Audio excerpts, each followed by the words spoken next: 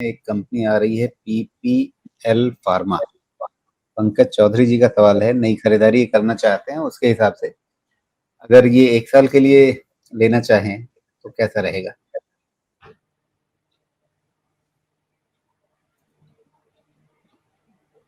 एक साल के लिए पीपीएल फार्मा मतलब पिरामल फार्मा होगा। प्राइस, अच्छा ठीक, पिरामल फार्मा मुझे नहीं अंदाजा है राजीव जी, क्योंकि 1% के आरओई पे 313 टाइम का प्राइस अर्निंग मल्टीपल मुझे समझने के लिए कौन सा पैरामीटर लगा मुझे भी नहीं पता। पिरामल फार्मा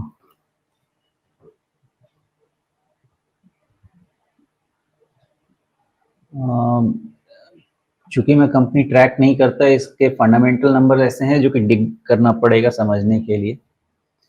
नंबर्स तो एक भी सपोर्टिव इतने वैल्यूएशन के नहीं हैं। या ये हो सकता है नहीं जी, सेल्स ग्रोथ भी तो एकदम फ्लैटिश ही हो गया है ना, 2000 करोड़ के नीचे आ गया है आपका क्वार्टरली सेल्स। मार्जिन तो एकदम से चला गया 6% पे, जो कि कभी 20-21% का होता था। आप प्रॉफिट से लॉस में जा चुके हैं।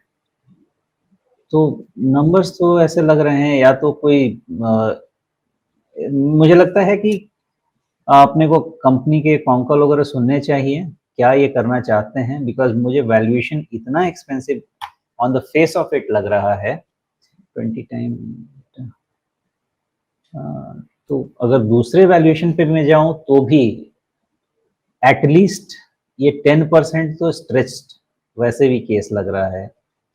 तो मैक्सिमम क्या हो सकता है, फंडामेंटल वाले तरीके से मुझे बहुत नहीं समझ में आ रहा है। नंबर्स जितने जो हैं मेरे सामने वो सफिशिएंट नहीं है इस चीज़ को समझने के लिए कि 1% की आरओई वाली चीज़ 313 टाइम पे क्यों ट्रेड होनी चाहिए। ऐसा क्या ये करने वाले हैं जो, या मार्जिन बढ़ाने वाले हैं, क्या करने वाले हैं जिसके कारण इनका आरओई एटलीस्ट रेस्पेक्टेबल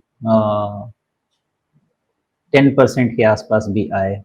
वो रीज़न समझना होगा जो कि मुझे पता नहीं है। अब दो पैरामीटर पे इसमें ऑलमोस्ट फेयरली वैल्यूड लग रहा है। तो अगर फेयरली वैल्यूड लग रहा है तो इसको हम जाके प्राइस से समझने की कोशिश करते हैं। प्राइस डेटा को, हाँ ठीक है, ये अपने, अच्छा आपने वीकली नंबर कर रखा है, नॉट बैड, ठीक है वीकली से ही समझ लेते हैं।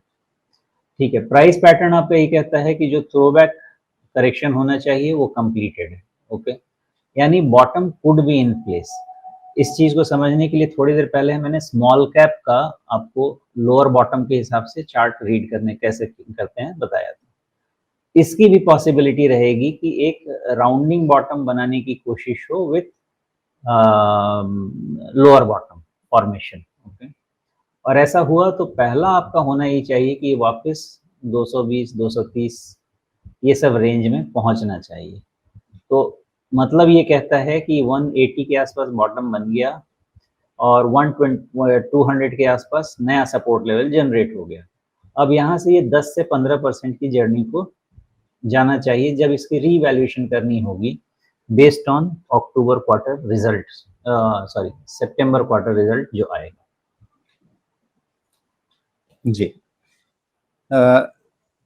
हाल में अगर इसमें थोड़ा बहुत जो उत्साह बना होगा उसके पीछे संभवतः एक ये खबर थी कि इसमें एक बेसिकली ये कॉन्ट्रैक्ट डेवलपमेंट और मैन्युफैक्चरिंग आर्म है, जो सीडीएमओ वाला बिजनेस है। तो इसने एक कोलैबोरेशन किया है न्यू एम्स्टर्डम फार्मा के साथ और इसको मल्टी $1 मिलियन इन्वेस्टमेंट बताया जा रहा है। तो इस खबर के चलते, क्योंकि ये इन्वेस्टमेंट जो होगा वो ओरल सॉलिड डोसेज इसके लिए एक ये पेंसिल्वानिया में ये फैसिलिटी होगी, उसमें ये इन्वेस्टमेंट किया जाएगा। तो इन खबरों के बाद इस शेयर में थोड़ा सा उत्साह आया था। हाँ राजीव, ये खबर वाली चीज़ तो ठीक है, लेकिन प्रॉपर इनके प्लान समझने होंगे कि ये करना क्या चाहते हैं। जी। बिकॉज 25-30 हज़ार करोड़ की कंपनी, पिरामिल ग्रुप की कंपनी, मेन फोकस ये रहेगा इनका एनुअल रिपोर्ट और कॉन्कॉल सुन के कि आरओई को डबल डिजिट के आसपास लाने के लिए क्या क्या वर्क करेगा। वो चीज़ अगर समझ में आए तो फिर आगे कुछ बात किया जा सकता है। जी। ओके।